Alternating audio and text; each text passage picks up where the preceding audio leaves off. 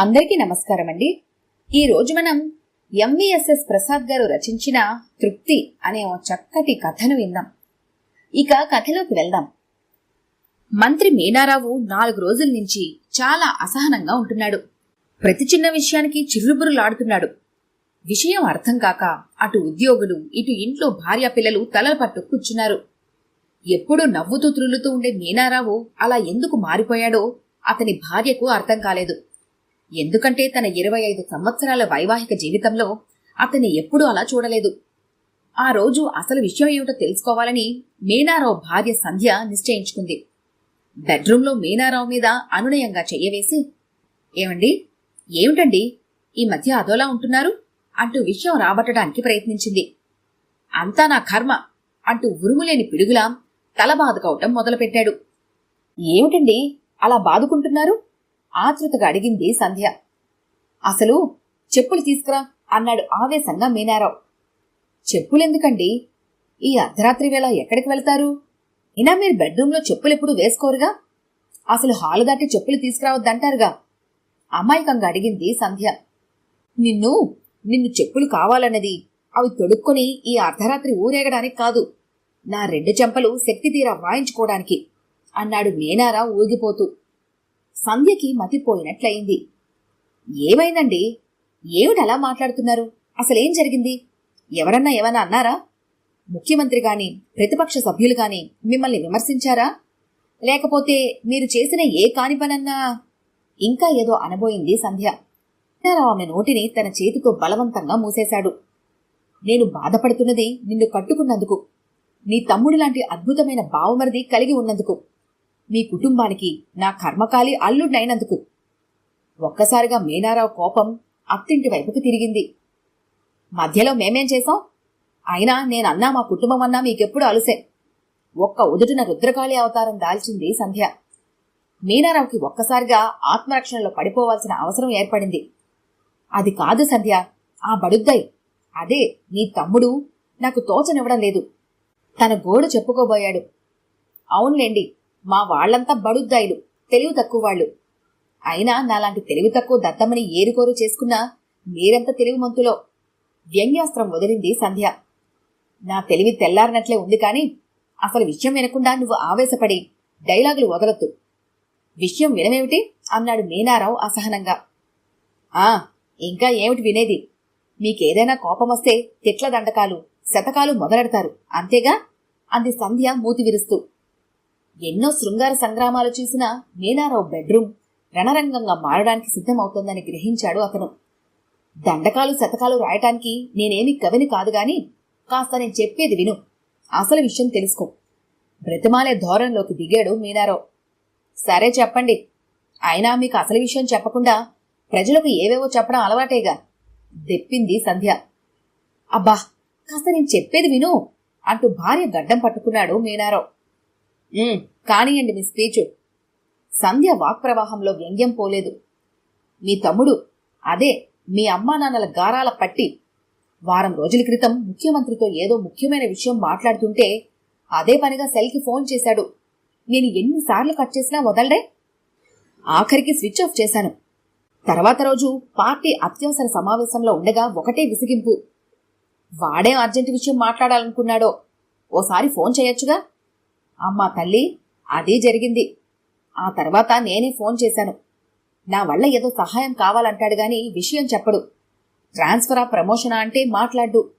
విషయం నన్ను స్వయంగా కలుసుకున్నప్పుడే చెబుతానంటాడు. వెంటనే బయలుదేరి రమ్మన్నాడు. ఇంకొంతకాలం ఆగాలంటాడు. ఏమిటో చెప్పడు, ఎందుకో చెప్పడు. పోనీ అలాగని ఊరుకుంటాడా? నేను ఎప్పుడు ఎక్కడ ఖాళీగా ఉంటానని ఒకటే ఆరాలు. ఇంటికి ఏడవచ్చు కదా అంటే విషయం అక్కకు కూడా తెలియకూడదు అంటాడు. నాకు చావొచ్చి పడిందనుకో అన్నాడు మీనారావు దిగులుగా మొహం పెట్టి. "ఏమిటి, నాకు కూడా తెలియకూడదన్నాడా? అంత రహస్యంగా ఉంచాల్సింది ఏముంటుందబ్బా?" అంటూ క్వశ్చన్ మార్క్లా మొహం పెట్టింది సంధ్య. "అదే నాకు అర్థం కానిది. అస్తమాను ఫోన్ చేయటం, విషయం ఇప్పుడు కాదులే అనటం, ఇంకా టైం ఉందిలే అనటం, తర్వాత అడుగుతానులే అనటం. కొంప ముంచి ఎవరినన్నా వేసేసి కేసు లేకుండా చేయమని అడుగుతాడా ఏమిటి? ఈ మధ్య తన పై ఆఫీసరు తెగ సతాయిస్తున్నాడని ఒకటే గోల. అయినా ఆ బడుద్దాయికి ఆవేశంగా మాట్లాడటమే చేత కాదు, ఇంకా హత్యలు ఏం చేస్తాడు? ఛ, బుర్ర పోతోంది. ఏమండి అంటూ ఆగిపోయింది సంధ్య. తన తమ్ముడు ఎవరినో హత్య చేసినట్లు, అతనికి జైల్లో పెట్టినట్లు, బెయిల్ కూడా లభించినట్లు అంతా సినిమా రీల్లా కదిలింది సంధ్య మనసులో. నో! కెవ్వుమని అరిచింది సంధ్య. మీనారావు అసలే టెన్షన్లో ఉన్నాడేమో. ఏమైంది సంధ్య అంటూ అప్రయత్నంగా గుండె మీద చేయి వేసుకున్నాడు. ఏమీ లేదునండి, ఏదో పిచ్చి ఆలోచన. అసలు విషయమేమిటో ఇప్పుడే కనుక్కుంటానుండండి అంటూ భర్త జేబులో సెల్ ఫోన్ విసురుగా లాక్కుంది సంధ్య.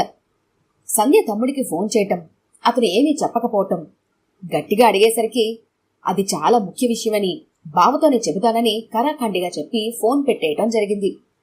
జీవితంలో మొదటిసారిగా తమ్ముడి మీద కోపం వచ్చింది సంధ్యకు. తన భర్త పరిస్థితి చూస్తే జాలి వేస్తోంది. అందరినీ హడలుగొట్టగల మీనారావు తన తమ్ముడిని ఏమీ అనలేడు. రాణిగారి తమ్ముడు రాజుగారి కంటే పవర్ఫుల్ అన్నది ఎప్పటి నుంచో ఉన్న నానుడే. వాడేం చెప్పడం లేదండి, నసిగింది సంధ్య. కనీసం అస్తమానం ఫోన్ అన్నా చెయ్యొద్దని గట్టిగా చెప్పావా? చెప్పాను, కాని వాడు వింటేగా. వాడు టెన్షన్ ఫీల్ అయినప్పుడు మీకు ఫోన్ చేస్తానన్నాడట, కాని నోటు దాకా వచ్చేసరికి చెప్పలేకపోతున్నట్ట. ఎందుకు ఆ టెన్షన్? నాకు ట్రాన్స్ఫర్ చేసి హార్ట్అటాక్ తెప్పించడానికా? అబ్బబ్బా, ఎన్నెన్నో అసెంబ్లీ సెషన్లు తట్టుకున్నాను. ఎంతో మంది ప్రతిపక్ష నాయకులను సమర్థవంతంగా ఎదుర్కొన్నాను. రాజకీయాల్లో భీష్ముడు లాంటి నాకు సెకండ్లా మీ తమ్ముడు ఎదురయ్యాడు. మతి పోగొట్టేస్తున్నాడు. నా తమ్ముడిని అంత మాట అంటావా అంటూ ఇంతెత్తున లేస్తూ గయ్యమంది సంధ్య. అబ్బా, ఏదో మాట వరుస కన్నాలేవే సంధ్య. అసలే టెన్షన్తో నేను చస్తుంటే నువ్వు మరింత టెన్షన్ పెడతావేమిటి? మీనారావు మాట ముగించే లోపలే ఫోన్ రింగ్ అయింది. ఆ ఫోను బావమరిది దగ్గర నుంచే. షరా మామూలే. అతనికి చిర్రెత్తుకొచ్చింది. పచ్చి బూతులు తిట్టబోయాడు. పక్కనే భార్య ఉందని సంబాలించుకున్నాడు. కాని ఆ టైంలో అతని బీపీ చూపించుకుంటే బీపీ మీటర్లోని మెర్క్యూరీ బయటకు వెళ్ళిపోయేది. ఇంతోటి దానికి అర్ధరాత్రి ఫోన్ చేసి చెప్పాలా అని బయటికి విసుక్కున్నాడు. ఆ రాత్రంతా ఆలోచనలతో మీనారావుకి నిద్ర పట్టలేదు. మరుసటి రోజు సచివాలయానికి వెళ్లాడు మీనారావు. ఆఫీసులో సెక్రటరీతో ఏదో ముఖ్యమైన విషయం మాట్లాడుతూ ఉండగా బామ్మర్ది నుంచి ఫోన్. అప్పుడు వర్జ్యం, దుర్ముహూర్తం లాంటివి ఉన్నాయని సాయంత్రం 5 గంటలకల్లా మరలా ఫోన్ చేసి విషయం చెబుతానన్నది ఫోన్ సారాంశం. ఒరేయ్, నిన్ను చంపి నేను జైలుకు వెడతాను అని గట్టిగా ఫోన్లోనే అరిచాడు మీనారావు. అవతల ఫోన్ పెట్టేశాడు అతని బామ్మర్ది. సెక్రటరీకి ఏమీ అర్థం కాక అయోమయంగాను అదోలాగా చూశాడు మీనారావు వైపు. ఆ చూపుకి మీనారావుకి తల కొట్టేసినట్లయింది. అయినా మొహానికి నవ్వు పులుముకొని తన చర్చ కొనసాగించాడు. ఆ రాత్రికి ఇంట్లో అడుగు పెడుతూనే తన భార్యపై ఒంటికాలపై త్రాచుపాములా లేచాడు. ఉగ్ర నరసింహమూర్తి అయిపోయాడు మీనారావు. నేను చెయ్యలేని, చెయ్యకూడని పని అని తెలిసి కూడా నన్ను అడుగుతాడా మీ తమ్ముడు? పైగా దానికి వెధవ సస్పెన్స్ రాద్ధాంతమో. భర్తని ఆ రూపంలో చూసిన సంధ్య బెదిరిపోయింది. ఏమైందండి? ఏమడిగాడు వాడు? భయంగా అడిగింది సంధ్య. ఏముంది, మీ తమ్ముడికి హఠాత్తుగా పెద్ద రచయితనైపోవాలని దురాశ కలిగింది. ఏదో కథ రాసి తగలేశాడట. దాన్ని పోటీకి పంపుతున్నాడట. ఆ పత్రికా యజమానితో మాట్లాడి మీ వాడి ఇంతోటి రచనకు ప్రైజ్ ఇప్పించారట. పోనీ మీరు వాళ్ళతో మాట్లాడొచ్చు కదా, నెమ్మదిగా అంది సంధ్య. చాలే నోర్మి, ఇంకా నీకు మీ వాడికి బుద్ధి వస్తుందనుకోవటం నా బుద్ధి తక్కువ. రాజకీయ నాయకులకు కూడా కొన్ని నియమాలుంటాయి. నేను ఎన్ని పనులు చేసినా వాటికి ఒక అర్థం, ప్రయోజనం ఉన్నాయి. అసలు అలాంటి పని చేస్తానని ఎలా అనుకున్నాడే వాడు? నేను చచ్చినా చెయ్యను. సరస్వతి పుత్రులకు అన్యాయం చేస్తే కళ్ళు పోతాయి. ఎవరి రచన బాగుంటే వాళ్ళకి బహుమతి రావాలి గాని నేను రికమెండ్ చేయకపోతే చస్తానని బెదిరించాడు మీ తమ్ముడు. ఆత్మహత్య చేసుకుంటానన్నాడు. చావని, భూభారం తగ్గుతుంది. ఈసారి ఎప్పుడు అలాంటి పిచ్చి ఫోన్లు చెయ్యొద్దని చెప్పు అన్నాడు మీనారావు నిప్పులు కక్కుతూ. సంధ్య కోపంతో రుసరుసా బెడ్రూంలోకి పరుగు తీసింది. అంత కోపంలోనూ భార్యను, బామ్మర్దిని అసంతృప్తి పరిచినా కోట్లాది పాఠక లోకానికి అన్యాయం చేయలేదనే తృప్తి కలిగింది మీనారావుకి. ఈ కథ గనుక మీకు నచ్చినట్లయితే లైక్ చేయండి, షేర్ చేయండి. మరిన్ని ఇంట్రెస్టింగ్ కథల కోసం మా ఛానల్ని తప్పకుండా సబ్స్క్రైబ్ చేసుకోండి.